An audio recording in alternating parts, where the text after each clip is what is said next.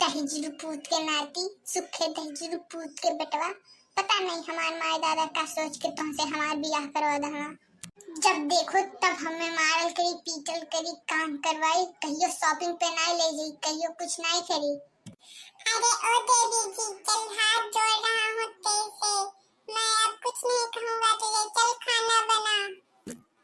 हाँ अब देखो दहेजरू पूत के खाना खाए दाई देवी जी हाथ जोड़े थे। दहेजरू पूत जा वास्तु मरो सुख है, हम नहीं आज कुछ बनाई, ना खाब ना बनाई और ना केहू खियाई बना। तब देखी थी तू कैसे बना खाई ले था। अरे मेरी माँ चल बना खाना, चल अब से मैं कुछ नहीं कहूँगा तुझे, शॉपिंग कराने ले जाऊँगा, मेला दिखाने ले जाऊँगा। अरे सुखे दहेजरू पूत के बेटवा, अब तुम्हें आवत है ये कुल करे का, पहले ही कह दिए होता तो हम नहीं रिसियती इतना। समझो कि नहीं समझो? समझन बहू, अब तुमसे हाथ जोड़ी थी, अब तुमसे कुछ नहीं कहा। ठीक है हम खाना बनाई दी थन, लेकिन हमने शॉपिंग खातिर बिहान लाई के चलियो, नहीं तो हम बताई दी थन घर छोड़ के द्वार छोड़ के चल जाब। ठीक है हम तुम्हें बिहान जॉन का भुगतान खियाई दे, शॉपिंग कराई दे, ठीक है ना? ए तनी एक बात बताओ तो, वो तोहार मितौआ कहाँ है हो? कौन मितौआ हमार? अरे उहे जौन करी का कोटवा पहनत रहला, का बोला मैं ओका अंग्रेजी में एडोडेट। अरे उसको एडोडेट नहीं एडोकेट बोलते हैं, समझी? हाँ वही एडोडेट कुछ भी हो, लेकिन वो अब कहाँ रहता है, कुछ काम धंधा करता है कि नहीं? अरे नहीं वो तो बस घर पर ही बैठा रहता है, काम धंधा तो कुछ करता ही नहीं है। अरे प्यारे भैया नमस्कार, भाभी जी नमस्कार। अरे आओ मेरे दोस्त, आओ बैठो। शुक्रिया भाई साहब। और क्या हाल चाल है भाभी जी, सब ठीक तो है ना? हाँ भैया हाँ सब ठीक है। और हम लोग अभी आपका ही जिक्र कर रहे थे कि आपका दोस्त ही नहीं आया अभी तक कभी। कहाँ है ना भाभी जी, हम बस थोड़ा काम की तलाश में, केस ओस की तलाश में रहते हैं ना, इसलिए बिजी रहते हैं थोड़ा, और केस हमें मिल ही नहीं पाता है, इसलिए हम आ ही नहीं पाते हैं, वरना हम आते। वो तो हम आज समय निकाल के चले आए, सोचे कि आज चलो अपने बचपन के परम मित्र से मिल आए, देखें वो किस हालत में है, क्या कर रहा है। अच्छा किया भाई तू आ गया, दिल खुश कर देता। और बता तेरा काम कैसा चल रहा है? कुछ नहीं भाई, इस समय तो मेरा कारोबार बंद है, यही केस ओस के चक्कर में दौड़ रहा हूँ, लेकिन कोई केस ही नहीं मिल रहा है।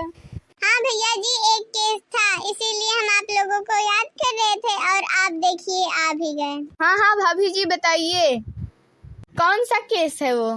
वो मेरी बचपन की सहेली है चंपा, उसका पति बहुत ही शराबी है, वो शराब पीकर शाम को आता है और अपनी पत्नी को बहुत मारता है, और वो कह रही थी कि मुझे जरा इससे छुटकारा दिलाओ। तो मैंने कहा हाँ ठीक है, अच्छा वकील खोज कर दिलाऊंगी।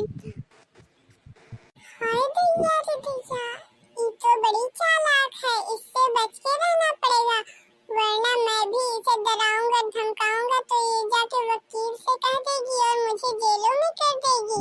इसलिए भाई अब ज्यादा झगड़ा उगड़ा नहीं करना है इससे, वरना का पता चले जेल के भीतर।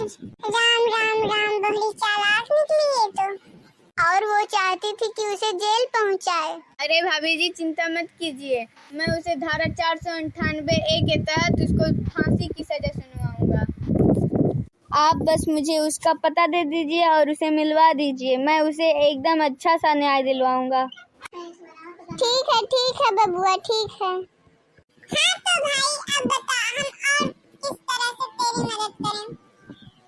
हाँ भाई तो तुझे मदद ही करनी है तो तुम दोनों आपस में झगड़ा कर लो और डिवोर्स कर लो, ताकि मुझे एक केस मिल जाए और मैं उसे सॉल्व करके पैसा कमा सकूं। नालायक कुत्ते हरामी, तू हमारे ही घर में हमसे ही आके कह रहा है डिवोर्स कर लो, हमारी जिंदगी में फूट डालना चाहता है, भाग यहाँ से भाग।